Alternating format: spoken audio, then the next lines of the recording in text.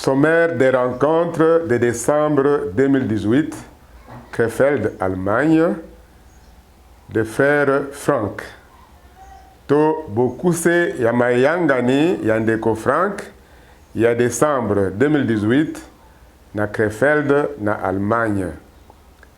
Ezali Ndeko Frank, azali kopesa bino mbote, kouta Centre missionnaire international de Krefeld en Allemagne.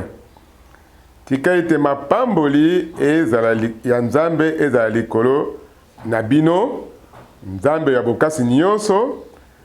pe tika ite volonté ya nzambe esalema na bomoi na bino to na bavi na bino. Tozali kotala sima na weekend ya makasi ya nguya pe ya kitoko ndenge ya mayangani oyo esalamaki bandimi kouta na Europe pe na outre-Atlantique to outre-mer to kabolaki liloba ya nzambe ya kitoko mingi mingi elaka oyo ya mukolo oyo tozali kobika lelo kotalela yango balinga bandeko mibali pe basi nazali esengeli naloba makambo oyo tozali nde kobika sasa ipi na décembre 2018 pe tozali kotala sima solo na décembre 1965 tango Ndeko Branham azwamaki kati na nkembo. Na décembre, le 12 décembre 1965 asalaki mayangani pe elongo na Ndeko Green oyo ya Tucson na décembre toloba mukolo ya 18 décembre atikaka mboka Tucson akendeki na Jeffersonville po ete ateya na mukonza moko ya munene pe mukonza nango titre nango ezalaki la trace du serpent to nzela ya nyoka. Kasi na mukolo ya 18 décembre asalaki accident pe mukolo ya 24 décembre azwamaki kati na nkembo to akufaki. Balingami oyo ezali facilité mpo na ngai po ete nakokaki kolinga ete Ndeko Branham nakanisaki ete nandimaki ete Ndeko Branham nayebaki te mibu zomi tozala koloba na ye na telefone tozalaki elongo na ye kati na voiture nazalaki na mayangani na ye oyo asalaki na Allemagne na États-Unis na Dallas na Texas pe na Jeffersonville. Kasi tanga na yoki ete ye akufi ezaki pasi mingi mpo na ngai na sosola likambo wana. Pe ezali solo na kanisaki mukolo ya 3 décembre 1962 tango Ndeko Branham alobaka ayebisaka nga Ndeko Frank bilei oyo osengeli kobomba ezali liloba oyo elakami na nzambe pona mukolo ya lelo ebombani kati na be message to ba bande oyo bazali ko enregistrer awa nazali na ba prédication nyonso wana batindraka ngai yango pene na ba prédication 1000 etindelmelaki ngai mpe nayoki yango ntango mosusu mbala moko to mbala mibale nayoki yango nyonso mpe ezali solo ete bayebisaki ngai nalimboli yango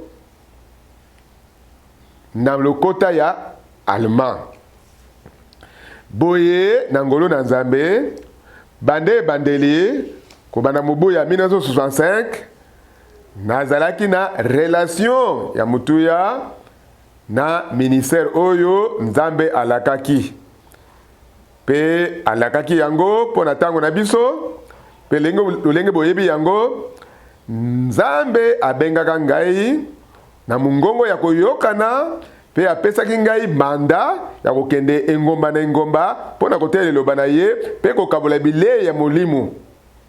Boye nasalaki paro ya ngai nasalaki mibembo ebele na visite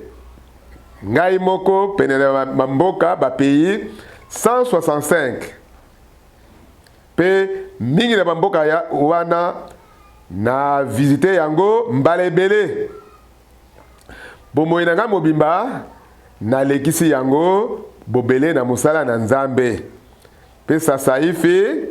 nakanisi tozali koservir to kokabola bilei na banation to bamboka bapays kama moko na tuku sambola mibale. Bandimi nyonso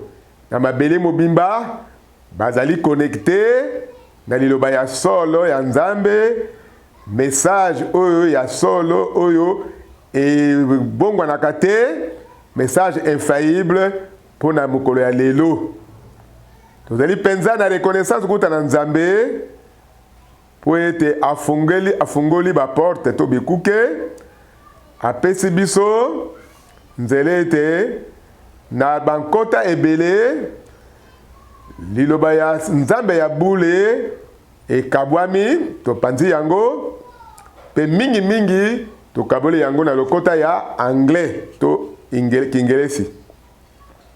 pe na yana likambo moko ezana likambo moko na sengeli kolobela tango tosalaki matanga ya ndeko Branham na avril 1966 bato bazalaki mingi ete kozela musakoli asekwa pe bazali koyemba mbala na mbala ndima kaka pe bazali kokoba koyembaka ndima kaka to croire seulement kasi asekwa kite pe bokoyi kokanisa ndenge nini na miyokaki pe kasi tango nazongi na kuuta na ebembe wana nake na chambre na ngai ezalaki mongongo te kasi eloko moko elobelaki ngai kati na motema na ngai koloba na ngai boye sasa ipi tango na yo ekoki po okende engomba na engomba kontina na kontina kona koteya liloba pe kokabola etinda to message ya tango yo kasi wana ezali point moko kasi ezali oyo likambo nga nasengeli kotalela oyo ya avril 1966 ezalaki atana prédication moko te Ndeko Branham oyo batiaki na mukanda oyo bakomaki eloko te kasi Nzambe a utilisé ngai Ndeko Frank pona kosangisa bandeko mibali ya Jeffersonville pe kosenga bango ete ma te ya nyonso oyo baenregistraki ezala imprimé batiango na mukanda pe na tiaki c'était pe na bisi bango esengeli ete esalema boye ngulupa ya bandeko mibali ya Jeffersonville bazwaki décision ete frère Border azwa mukumba ya kosala impression ya ba prédication wana pe na ngolo na nzambe nasangisaki bandeko pe na mabele mobimba nasangisi bango na nzela ya kokoma mikanda na boîte postale na ngai oyo 335 na Jeffersonville na États-Unis po ete bato bakokokoma boye nzambe autilize ngai na lolenge ete bandeko bazala relié basangana na likambo oyo na mabele mobimba na etinda to message oyo nga nazalaki komema na komi na lolenge ebele po ete message oyo epesama pa ya mosakoli ekoka kokoma na suka ya mokili na mabele nyonso pe kobanda février 1965 ndeko Branham atikalaki kosala ata déclaration moko te ete message ekozala moyangeli ya boye ya mibale ya Kristo kasi lisusu asukisaki na kolobaka ete message oyo ekozala moyangeli ya boye ya mibale ya Kristo ti na suka ya mabele to extrémité de la terre. Tango natangi déclaration oyo to maloba oyo na sepelaki kamwa muke po ete likomi na kate na makomi ekokisami elobi ete esengeli ekoma message esengeli ekoma tina suka ya mabele kaka na États-Unis pamba te kasi esengeli bikolo nyonso na mabele ekoma tondimi ete nzambe atindaki mosakoli na ye na message na ye ya restauration pona kobongisa pe ete mwasi na libala ya Kristo abima akabwana na makambo ya mokili asukwama na makila pe abulisama na eloba na nzambe pe nsima nango atiama ndanga ya Molimo Santu eza na likomi moko oyo nga nasengeli kotanga mpona lelo ezali kati na Matthieu chapitre 24 epai wapi ndeko nkolo na biso aye koloba na tina ya boyei na ye bozongi na ye oyo ekozala lokola éclair oyo ezali konganga kouta na est tina ouest nde lolenge wana ekosalema bozongi na ye. Matthieu 24 verset 27. Kosangisa libota ya nzambe pe nkolo a utiliser liloba oyo karakas epai wapi bampongo basengeli kosangana. Nkolo na biso a utiliser bilembo oyo ya mokilie pona kotalisa biso bososoli ya makambo ya molimo. Tozali kososola na ngolo na nzambe ete verset ya tukumi baye na libwa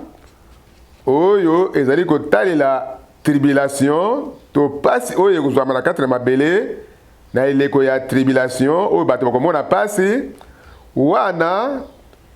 ezali nde etinda oyo kouta na Nzambe kasi yambo likambo wana esalema ya pasi esengeli nkolo aya nanu pe rassemblement to kosangisa esalema nsima nango nde tribulation ekoya kasi nsima ya ntango oyo ya tribulation oyo bazali kolobela na mulongo ya 12 na libwa na mulongo ya 13 tozali kotanga yango peza na mutuya boye elembo to signe ya fils de l'homme ekomonana na mabele balingami yambo ete konetwa esalema ezali na 1963 te kasi esengeli nanu enlèvement yambo enlèvement bozongi ya nkolo kosangana na biso elongo na ye nsima nango nde tribulation to pasi oyo ekozwama na mabele nsima ya tribulation to pasi minyoka biyo kosalama kati na mabele soleil ekoganga lisusu te sanza mpe ekopesa lumière na yango te ekopesa pole na yango te nde bongo elembo ya mwana na moto ekomonana mpe bakabila nyonso ya mabele ekolela ngai Nzambe kuna na lola s'il vous plaît bandeko mibali Nzambe na ngai tika ete apesa na bandeko mibali nyonso ete bamema liloba na libota na yo bazwa révélation kouta na Nzambe pe batia makambo oyo nyonso engebene na mwango ya lobiko pe bako confondre te bakoba kotia libota na Nzambe kati na confusion te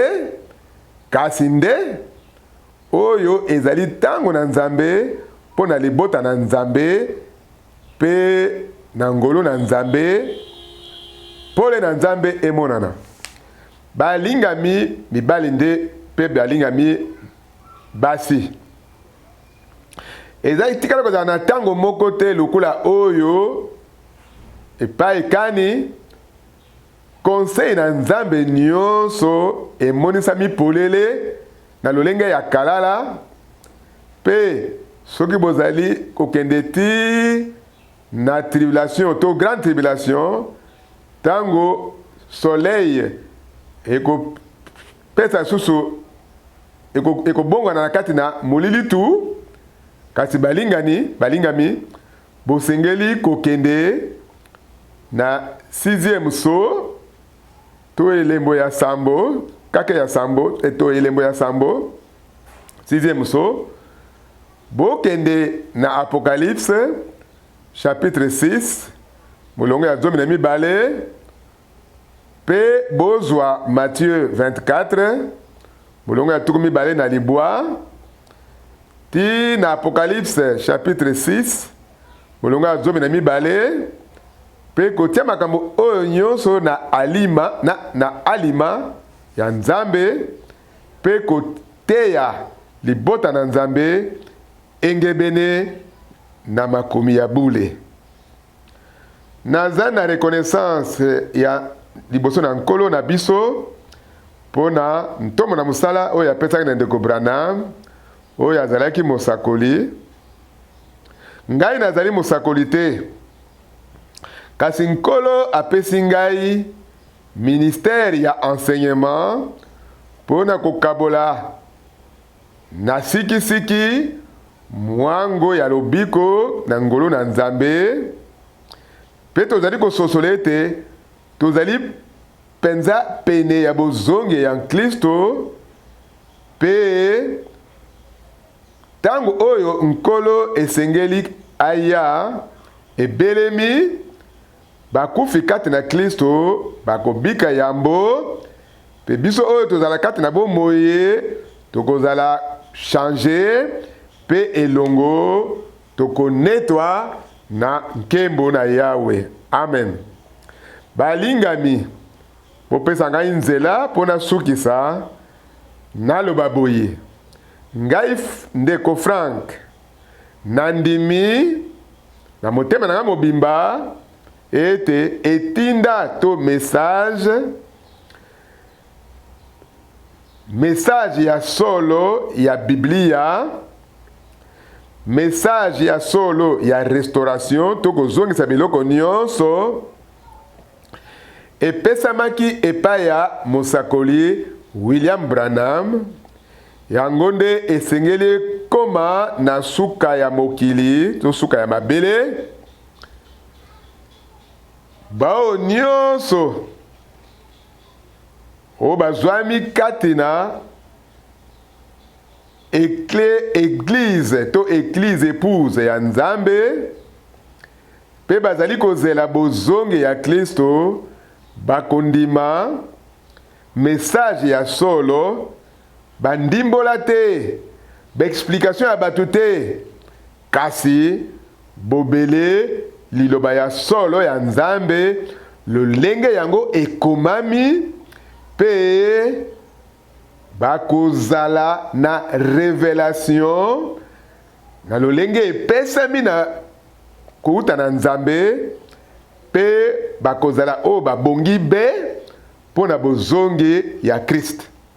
Amen. Tozali kondimete sasa ipi liloba oyo elakami pona mukolo ya lelo. Tozali kondimete elaka oyo epesami na mukanda ya Jean chapitre 14 nakei ko bongisela bino esika sema nango na kozonga na kozwa bino pe bozala esika ngai nazali bino pe bozala wana. Tika ete nkolo Nzambe apesa na moko na moko na bino na moko na moko na bino ngolu ete bo tia na place oyo musakoli alobi kati na likomi na Nzambe pe suka suka Nzambe aloba oyo asengeli koloba pe tokabola elongo na libota na Nzambe nyonso oyo alobi kasi soki bokamati déclaration moko awa pe citation moko kuna wana bandeko s'il vous plaît bosala yango te kasi bozongisa nyonso na liloba ya Nzambe po ete William Branham atindamaki pona kozongisa biso na Nzambe na liloba na ye pe toza na reconnaissance pona yango tika ete mapamboli ya Nzambe oyo ya bokasi nyonso yango ya nyonso ezala likolo na bino pe ezali losambo na ngai kati na kombo kitoko ya nkolo Yesu Kristo. Amen.